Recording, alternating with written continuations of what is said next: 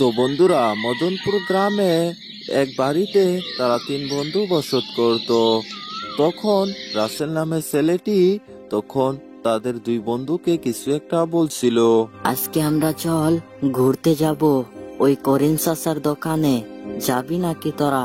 আজকে বাইক নিয়ে চল, ঘুরতে যাব এখনই সন্ধ্যাবেলায়। আরে, ঘুরতে তো যাবি তোরা, কিন্তু এই সন্ধ্যাবেলা ওই শ্মশান ঘাটের মধ্যে দিয়ে যেতে হবে। আসতে তো অনেক রাত হয়ে যাব। আর লোকের কাছে শুনছি ওখানে নাকি ডাইনি থাকে, বুঝছাস? স্যার তো বন্ধু, আজকে করিম চাচার দোকানে যে এক কাপ করে মালাই মেরে চা খেয়ে আসবো। এখনই চল বন্ধু, আমরা যাই। আর ভূত পিশাচ থেকে কেউ ভয় পায় নাকি? এই বলে তারা তিন বন্ধু মিলে তখন তাদের বাড়ি থেকে রওনা দিয়ে বাইক নিয়ে বের হয়ে ওই ভয়ানক রাস্তা দিয়ে যাচ্ছিল। তখন আকাশের মধ্যে একটা বিকট বড় শব্দ হয়। সেই শব্দ শুনে তারা ভুলে অন্য রাস্তা দিয়ে চলে যায়। তারা জানে না যে একটা শ্মশান ঘাটের রাস্তার মধ্যে দিয়ে তারা যাচ্ছে। যেই তখন যেতে থাকে সেই তখনই ডাইনি হাসতে হাসতে তাদের মাথার উপর দিয়ে উড়ে যায়। আর তারা অবাক হয়ে কিছু একটা রাসেল বলতে থাকে। আরে বন্ধু পলাশ, হঠাৎ করে গাড়িটা থামালি কেন? ভয় পেলে নাকি? এ বন্ধু, ভয় পাওয়ার কারণই তো দেখিস নাই সামনে দিয়ে কি যেন উড়ে গেল। সেটা দেখে আমি গাড়ি থামিয়ে দিয়েছি। আর আমিও অনেক ভয় পেয়েছি, বুঝছাস বন্ধু। আরে, ভয় পাওয়ার কি আছে? এটা কি, আমরা তো শ্মশান ঘাটের রাস্তার মধ্যে দিয়ে আসিনি। আমরা তো ভালো রাস্তা দিয়ে আসছি। এখানে ভূত পিটনি কিচ্ছু নাই। তুই যা তো বন্ধু, আগা এখন। আমাদের লক্ষ্যর দিকে যেতে হবে। ওই তারা যে শ্মশান ঘাটের রাস্তার মধ্যে এসে পড়ছে, তারা কিন্তু জানে না। হঠাৎ কলা বাগানের মধ্যে দিয়ে যখন যায়, পিছন থেকে কে যেন ডাকছে। আরে বন্ধু, গাড়িটা থামাতো একটু, আমারে কে যেন ডাকছে। আরে তোদের কি হলো? হঠাৎ করে গাড়ি থামাতে বললি। আমি তখনই বললাম যে আমরা ভুল রাস্তা দিয়ে চলে এসেছি। এবার দেখলি তো। আরে বন্ধু, তুই তো ঠিকই বলছিস। এখানে তো রাতের বেলা কেউ আসবে না। এখানে বুঝি নিশ্চয় ডাইনি থাকে। বুঝছাস বন্ধু, সত্যি বোধহয় ডাইনি থাকে। আরে, ডাইনি বলে এখানে কিচ্ছু নাই। ওই সামনে দেখ, একটা দোকান দেখা যাচ্ছে। ওখানে যে এক কাপ করে চা খেয়ে নে। আর আকাশের মধ্যে অনেক শব্দ করছে, এখন বোধহয় বৃষ্টি হবে।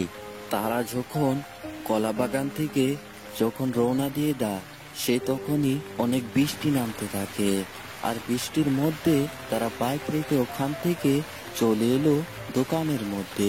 দোকানে আসার পরে একটা দেখে বৃদ্ধ পুরুষ। আরে, তোমরা এই রাতের বেলায় কিভাবে আসলে এখানে? এই শ্মশান ঘাটের মধ্যে দিয়ে রাতের বেলা আসতে তোমাদের ভয় করলো না? আরে আমাদের আসতে সমস্যা তো হয়েছে অনেক, কিন্তু তুমি এত রাতে দোকান খুলে বসে রয়েছো আর আমাদেরকে এক কাপ করে চা দাও, তাইলেই হবে। আমরা আর কিছু খাবো না। ঠিক আছে স্যার, তোমরা তাহলে ওই চেয়ারের মধ্যে বসো, আমি তোমাদেরকে চা নিয়ে দিচ্ছি। ওই বলে তারা তিন বন্ধু চেয়ারের মধ্যে বসে আর বৃদ্ধ পুরুষ তাদেরকে চা এনে দেয়। এই নেন স্যার, আপনাদের চা। তারা তিন বন্ধু মিলে যখন চারদিকে মুখ দেয়, তখন কেমন যেন একটা গন্ধ পায়। সেটা না ভেবেই তারা চা খানি খেয়ে ওখান থেকে উঠে দোকানদারকে কিছু বলে। রে, আমাদের কাছে তো কোনো পয়সা নেই, আমাদেরকে যেতে দিবা? তোমাদের কাছে পয়সা নাই তো কি হয়েছে? তাছাড়া আমি রাতের দিকে মানুষদেরকে ফ্রিতে খাওয়ান খাওয়াই, তো তোমরা দেখে শুনে যেও একটু। ওই বলে দোকান থেকে তারা তিন বন্ধু রওনা দিয়ে দেয়। আর যখন হাঁটতে হাঁটতে তাদের বাইকের ওখানে চলে এলো, তারা তখন তাদের বাইক নিয়ে রওনা দিয়ে দেয়।